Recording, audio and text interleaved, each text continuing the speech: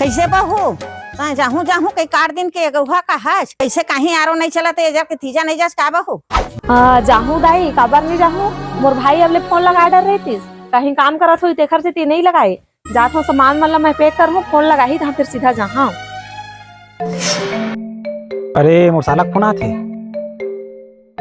Hello hello, प्रणाम जीजा। कैसे फोन नहीं उठावे? वो दीदी में बात करा तो। अच्छा तो बहन में बात कराऊं? हाँ ठीक है, लेगा था मोर भाई है कतको टाइम फोन लगा दी याद हो इसी के और वाही तह एकदम लकर कर ही एक काम करता हूँ, सब सामान लपन मस्त कपड़ा तल पैक करके रखे रहता हूँ, आही सीधा जाबो। रुकना यार, का जल्दी है आप तो हम ये तो भाई फोन आए हैं। आइज गए लगा फोन, ये तो भाई फोन आए हैं।